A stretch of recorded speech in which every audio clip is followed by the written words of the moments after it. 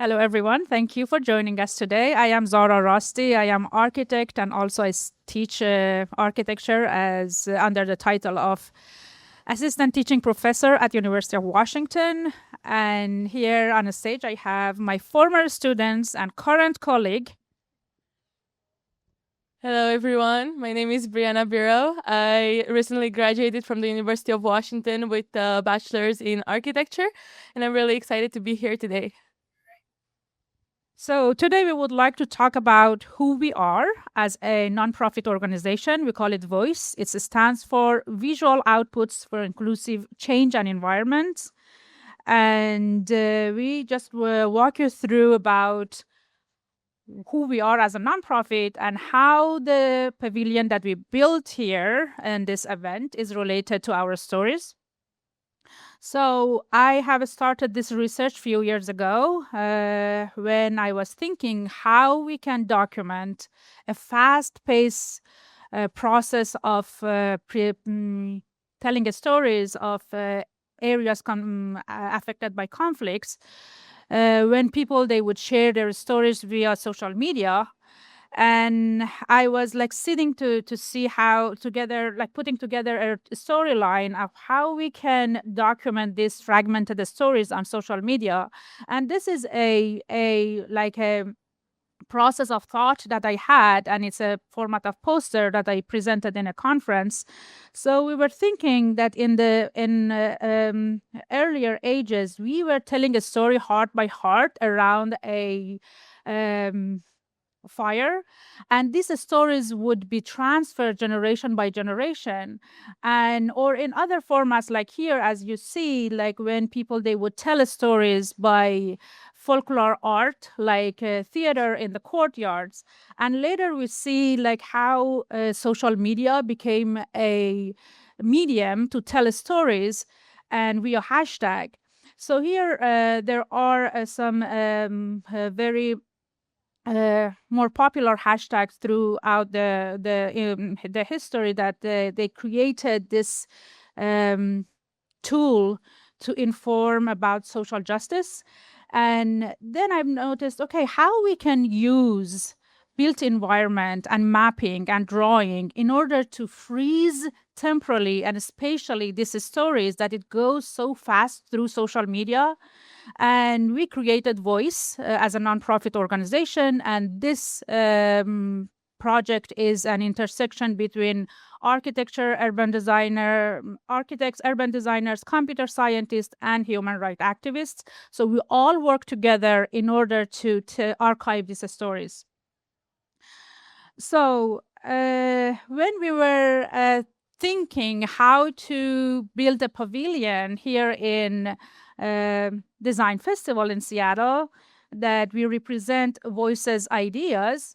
So we had this material, like it's inflatable materials and modular materials that we thought maybe this could connect with the research platform and digital platform that we are creating, and both of them they are bringing people together and give voice to people, and we tell you how we try to connect these two ideas together.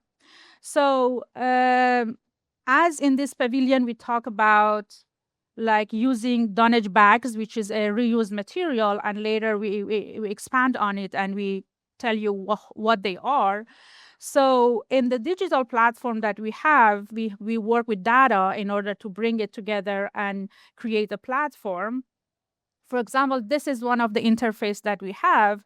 So to give you a better understanding of what we do, we bring all the images and footages on the social media, and we bring it, apply it on a mapping on the built environment.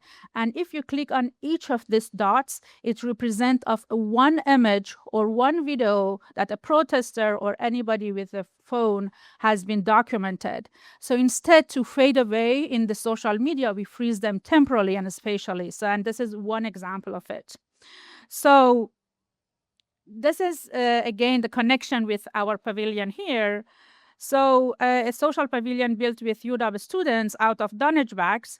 These dunnage bags, the story behind them is few years ago when still I was in Cal Poly as a educator, we had a task to create a pavilion built in the canyon, and the students, they need to carry it with on their shoulder rather than using any vehicular like system or transportation.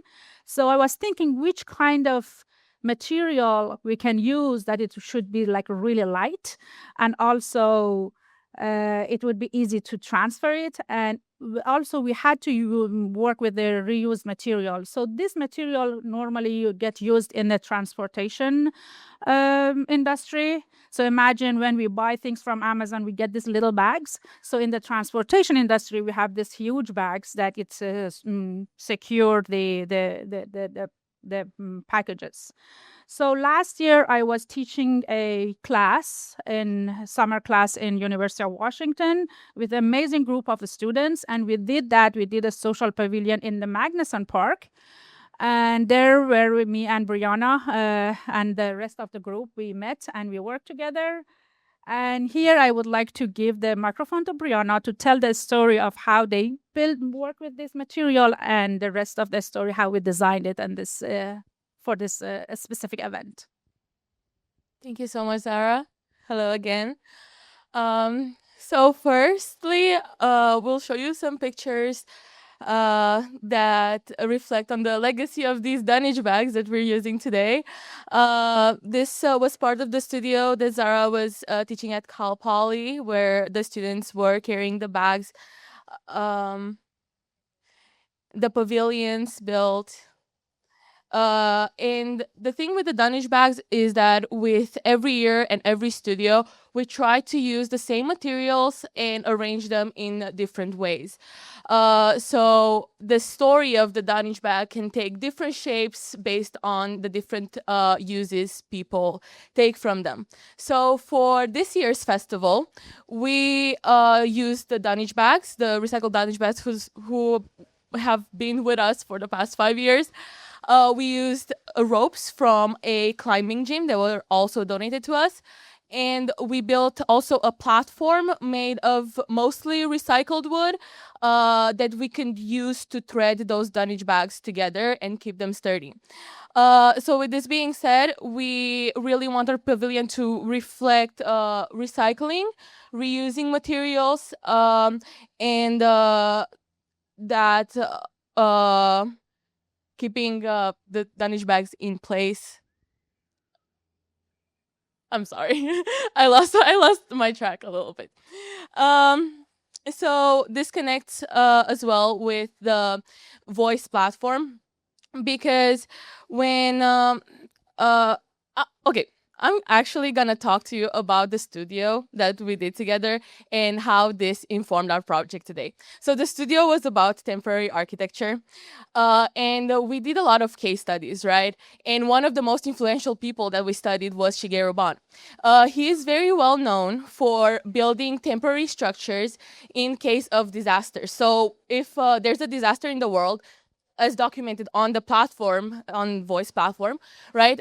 Temporary architecture comes in place to give people the same amenities and facilities that the permanent building once served. So this can be housing, or it can be hospitals, or all these things, but it carries this preconception that it is fragile, because there are not many materials available in times of disaster. So this temporary architecture is only there as a placeholder.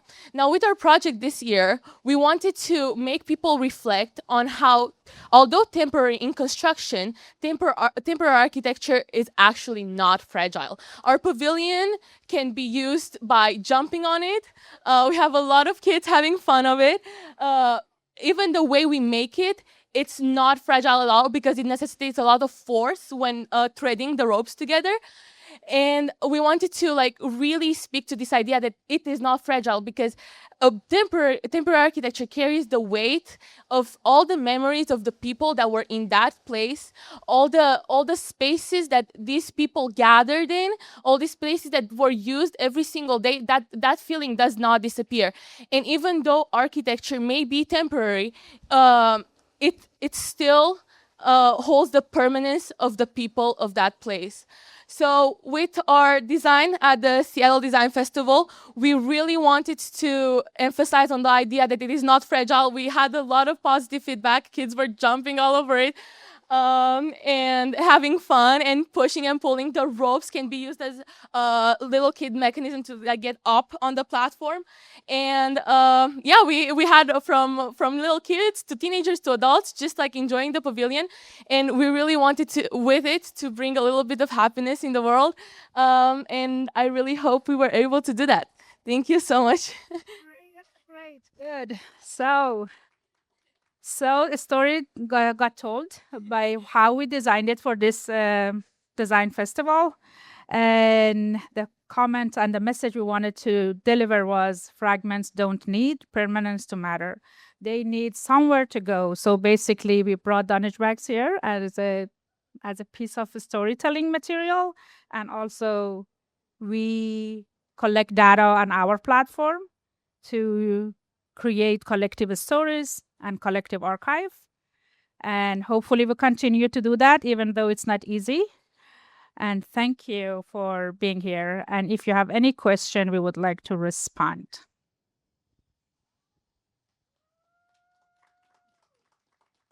Okay.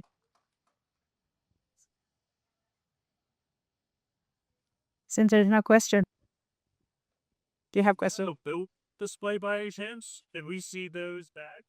Yes, it's in the design festival, right? Yesterday we had it, and these photos actually is from the day before. This one's, as you see, Yesterday. Those from yesterday? Yes. this drawings for is this event, and these photos are from yesterday, basically. And it's continuing, like people, they come and jump on it. At first we said, hey, we need to put an age limit for under 10. Then we noticed, nope, it's seen many people, they want to enjoy it. And yeah, it's there. Please visit us there. Are the structural walls of the abilities that you're creating, are they insulated, or it's just the material used as a two-dimensional racking to create the walls? This is actually a combination of two drawings. This is basically the platform underneath, as you see that, and then we put those dunnage bags on top of it, and the ropes are a structure system for it. Which one? The light part. These are the dunnage bags that we talked about it. This is used originally in the transportation industry, and they use it between huge packages to make them secure. So we reuse them like over and over.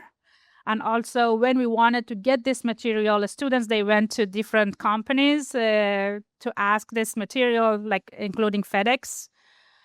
We have some videos if you like to see how we worked on this. It would be fun to see that. So I can show that on.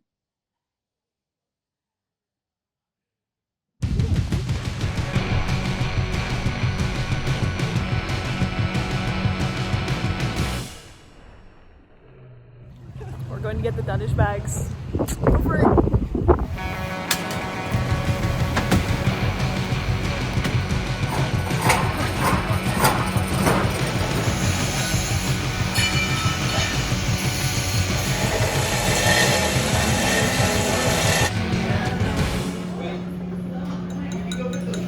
Beautiful.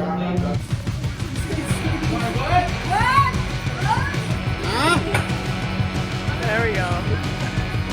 It looks pretty cool.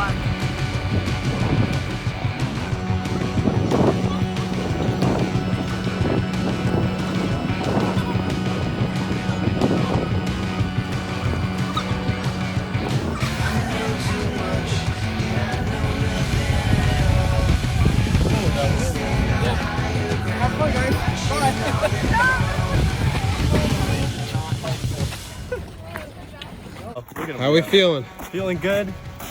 About halfway there. Everything is great. Awesome. How you feeling? I feel okay. I'm looking forward to arrive. All right.